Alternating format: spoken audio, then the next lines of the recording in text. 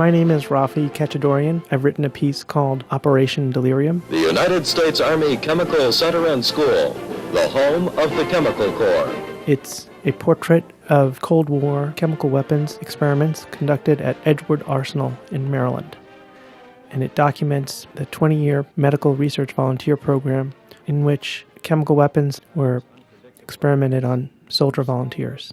The piece focuses on the story of Colonel James Ketchum, who for many years spearheaded the experiments in psychoactive chemicals. And the object of that line of research was to develop a psychochemical that would mentally incapacitate without causing physical harm. For the actual test, Private Zadrozny received a high dose of the incapacitating agent. Colonel Ketchum put most of his energy into a compound that later became known as BZ, which can cause delirium for up to 36 hours. And the longest weekend began for Specialist Fourth-Class Carpenter. Throughout his time at Edgewood, Colonel Ketchum oversaw the production of a number of films. A fair amount of thought and creativity went into the production of these films, and they're not necessarily conventional when we think of Army propaganda movies. One of Colonel Ketchum's early films, called The Longest Weekend, is about 4 soldiers who have been confined to a makeshift communications outpost for 3 days, basically the duration of the drug, and were observed with cameras that were positioned throughout the room. What was this business over here in the corner? You were lying down and looking at the wall? Colonel Ketchum often sat down with soldiers after their experience to talk about what it was like. It seemed that he took enjoyment in documenting this work. At least it seemed that way to me. And there was probably some mixture of his personal ambition to make his mark with this work, but also to inform the military, who would have to make decisions about whether or not to use this stuff or not, what it really was. Here, before administration of the drug, he runs an obstacle course with ease. He did another movie called Armor for the Inner Man that he told me was screened for Robert McNamara. Shortly after receiving the drug, he is grossly impaired in the same skills. Word came back to Colonel Ketchum that McNamara had said good flick, and the title itself, he came to believe, kind of framed the program for people who didn't understand its purpose or meaning.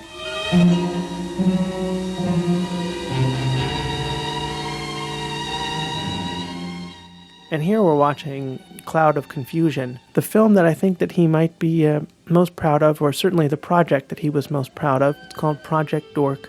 The name Project Dork, incidentally, was given to the field test by some higher-up who had a sense of humor. At the time, there were some officers who were more conventional in their mindset and were skeptical about the whole psychochemical warfare idea. Colonel Ketchum basically helped develop the experiment of testing a cloud of BZ on soldiers at the Dugway Proving Grounds at 500 yards and at 1,000 yards. And that might seem simple, but in the 2-week period, which is what he had to organize it, he brought together just a vast amount of equipment. There had to be a generator that would create the cloud. There had to be a prefabricated hospital that you could construct in the middle of the desert. There were helicopters to move people around. And, of course, an audiovisual truck with equipment to record it all. Here, in fact, you can see some of the men standing in front of oscilloscopes that Colonel Ketchum had designed and flew in so that the test subjects could modulate their breathing. The test subjects stood on the back of a flatbed truck that attempted to move with the cloud.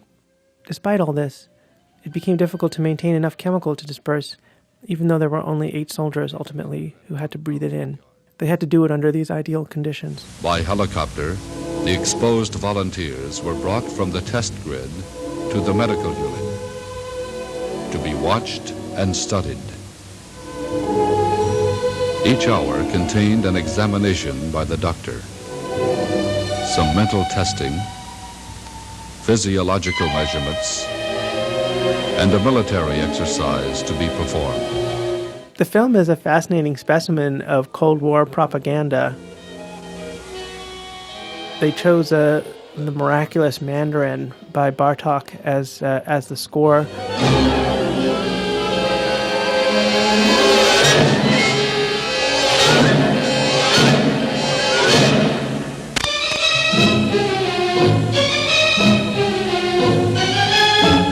These trees, I should say, they have been planted for the movie. Hardly noticeable at first, And they just show you the extent to which the propaganda element was important. The sentry you see here was given BZ, and he ends up failing miserably at his job. There was a push toward realism and to indicate to military commanders that there was a genuine purpose to these chemicals and that they could be effective in a very practical sense. Could we see an example of something you would call military incapacitation? Well, perhaps a good illustration would be Private Green.